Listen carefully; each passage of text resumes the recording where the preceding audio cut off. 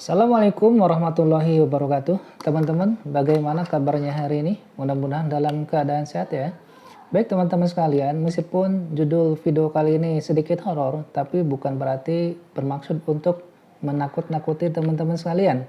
Tetapi dalam rangka untuk semakin menguatkan akidah kita, sehingga kita bisa beribadah dengan tenang, seperti itu ya. Ketika kita mendengar hal seperti itu, jangan sampai kita tidak sampai menunaikan kewajiban, misalkan mau sholat takut akhirnya nggak sholat dan sebagainya.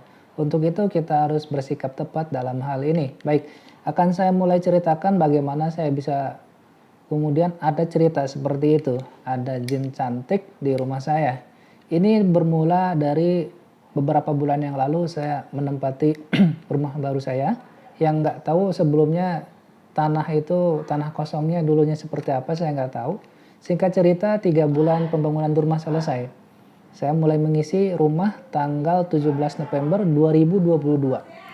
Beberapa bulan kemudian, suatu ketika saya tidur di kamar utama. Dan tiba-tiba ketika saya tidur seolah-olah ada yang mengusap kaki saya. Dan sampai saya itu terbangun. Kejadiannya siang hari. Dan ketika itu istri saya sedang mengaji, tidak ada yang di rumah. Saya kira ini hanya perasaan saya saja. Kemudian beberapa minggu kemudian, sesekali saya tidur di kamar kecil, ya, di kamar kecil dan ketika saya menghadap sebelah kanan, seolah-olah itu ada yang tertawa persis di depan muka saya dan itu pun sampai-sampai saya terbangun. Sekali lagi saya hanya merasa, ini hanya perasaan saya aja. Nah, beberapa hari kemudian datanglah saudara saya dari pihak istri, anak kecil, main ke rumah saya tanpa diundang untuk sengaja menanyakan apa sih yang ada di rumah saya, misalkan ada apa aja, penampakan apa aja, enggak. Tetapi sengaja main bersilaturahmi, kemudian saudara saya itu kemudian bisa melihat sesuatu di rumah saya. Hanya ada satu ya, sosok makhluk halus yang menyerupakan nona Belanda cantik yang ada di kamar kecil itu. Nah, ketika saya mendengar cerita dari saudara saya tersebut, saya berpikiran, oh apakah ada kaitannya dengan dua kejadian itu? Ketika saya tidur ada yang mengusap, ketika saya tidur ada yang tertawa persis di depan muka saya. Kayaknya ada kaitannya seperti itu. Akhirnya apa? Akhirnya saya ceritalah kepada guru ngaji saya. Ketika itu ada 2 guru ngaji yang menyarankan untuk menanam daun bidara, ya, daun bidara, dan juga menyarankan agar rumah saya itu ya senantiasa membaca Al-Quran, jangan sepi seperti kuburan, seperti itu ya. Akhirnya guru saya memberikan 2 tanaman daun bidara dan sampai sekarang tumbuh subur. Awalnya dikasih sejengkal, sekarang sudah 3 kali lipatnya ukurannya, seperti itu ya. Baik, ngomong-ngomong tentang daun bidara teman-teman sekalian, daun bidara itu ternyata ada di dalam Al-Quran, ya. Al-Quran surat Al-Waqiah ayat 27 sampai 31. Kemudian terdapat juga di dalam Quran As-Saba ayat 16. Nah, oleh karena itu, karena ada di dalam Al-Quran, maka ini sangat tepat cara penanganannya. Ya, memang sesuai Islam ada kata sidr, ya, itu artinya bidara, SIDR, tercantum di dalam Al-Quran. Bahkan dikisahkan juga pada saat zaman Nabi, ada seseorang yang bernama Qais datang kepada Rasulullah dan menyarankan untuk mandi dengan bidara karena Qais ini baru masuk Islam. Jadi disarankan orang yang baru memeluk Islam, mu'alaf itu untuk mandi dengan menggunakan daun bidara. Kalau sekarang teknologi semakin maju bisa saja itu dilakukan dengan menggunakan sabun ya, olahan sabun yang terdiri dari unsur bidaranya. Seperti itu ya. Sekarang banyak inovasi berkenaan dengan daun bidara seperti itu.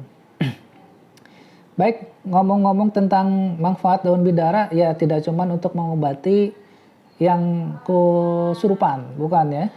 Kan kesurupan ada caranya juga tuh ya. Daun sidr itu diapain, daun bidara itu caranya untuk mengobati yang kesurupan. Kemudian daun sidr juga ya, atau daun bidara bisa digunakan untuk mandi jenazah ya. Jenazah atau mayat dimandikan dengan daun bidara. Kemudian bisa juga kita sebagai orang yang sehat dan juga bukan mu'alaf, boleh-boleh saja kita mandi dengan daun bidara, nggak ada keharamannya. Sekali lagi itu olahannya bisa dengan berbentuk sabun yang sekarang banyak diproduksi. Seperti itu ya. Kemudian bisa untuk ruqyah, bisa untuk mandi jenazah, mu'alaf. Nah, itu khasiat-khasiat daun sidr atau daun bidara. Jadi kemudian karena terdapat di dalam Al-Quran, saya juga sangat menyarankan teman-teman ya untuk menanam tanaman tersebut di rumahnya ya. Karena memang banyak sekali dijumpai. Kalau dulu kan kisahnya pada zaman Nabi sudah ada tuh ketemu dan digunakan untuk itu ya. Di dalam Al-Quran bahkan sudah disebutkan daun sidr itu ya. Di dalam Quran surat Al-Waqiah tadi ayat 27 sampai 31 dan juga Quran surat As-Saba ayat 16. Ya, sudah disebutkan di dalam Al-Quran. Untuk itu saya sarankan sekali lagi teman-teman untuk menanam daun sidr. Banyak kok yang jual bibitnya ya. Dan nanamnya juga sangat mudah seperti itu ya. Kemudian kesimpulannya apa teman-teman dari video ini ya? Kesimpulannya adalah ketika kita secara fakta ada gangguan-gangguan itu di rumah kita, di sekitar kita ya, apa itu rumah kita sendiri atau tetangga misalkan ya, ya kita harus berupaya berikhtiar untuk menghilangkan gangguan-gangguan tersebut. Karena pada normalnya kan kita tidak seperti itu, tapi faktanya kan ada ya, faktanya ada. Maka ketika ada hal-hal gangguan seperti itu ya, saran saya adalah teman-teman datang ke ustadz untuk minta diruqyah, entah itu rumahnya, entah itu orang yang terdapat gangguan. Misalkan kita punya anggota keluarga, anak kita yang bisa melihat hal-hal gaib seperti itu, maka ya kita harus minta ustadz meruqyah anak kita, seperti itu ya. Kemudian rumahnya pun demikian, agar dibersihkan dari hal-hal kayak gitu. Datang ke ustadz untuk minta diruqyah ya. Bintang di ruqyah. Kemudian yang kedua adalah tadi saran saya menanam daun sidr di rumah kita, tanaman. Itu murah kok kalau kita mau beli. Dan yang ketiga adalah kita sering membaca Al-Quran di rumah kita. Jangan sampai sepi seperti kuburan ya. Jangan sampai sepi seperti kuburan. Untuk itu kalau misalkan kita pada kenyataannya rumah kita itu aman-aman saja, tidak ada hal-hal yang aneh kayak ada gangguan, kehadiran hal kayak gitu, keluarga kita juga insya Allah sehat semua misalkan ya, ya kita jangan mancing-mancing, misalkan sengaja mengundang seseorang yang bisa melihat makhluk halus misalkan ya, dan minta diceritakan di rumah kita itu ada apa aja, tolong dilihat dong rumah saya, di kamar ada apa sih, di kamar mandi ada apa, di kamar tidur ada apa, di lantai atas ada apa ya kan. Kalau memang selama ini gak ada gangguan ya janganlah kita meminta untuk diterangkan di rumah kita ada apa. Khawatirnya gini, iman kita nggak kuat.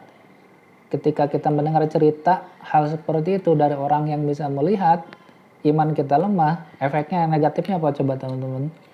Efek negatifnya, akhirnya ketika kita mau sholat aja, wudhu aja nggak mau, bersembunyi aja dalam selimut. Khawatirnya kan begitu. Kewajiban sholat tidak ditunaikan gara-gara kita takut wudhu karena khawatir di kamar mandi bertemu dengan sosok makhluk halus yang menyeramkan. Kan kita nggak mau seperti itu ya. Jadi justru saya bercerita itu harus kita bersikap tepat ya dalam bersikap ketika kita mendapati rumah kita ada hal-hal semacam itu. Bukan untuk menakut-nakuti, tetapi untuk bisa menguatkan justru supaya kita itu tidak takut dengan hal demikian. Itu hanya hanya tipu daya atau muslihat ya, makhluk halus, supaya kita itu enggan untuk beribadah seperti itu ya, enggan untuk beribadah. Sedangkan sudah saya sampaikan kepada teman-teman, sikap tepat kita seorang muslim untuk menangani hal-hal semacam itu adalah dengan kita mendatangi ustadz untuk diminta diruqyah.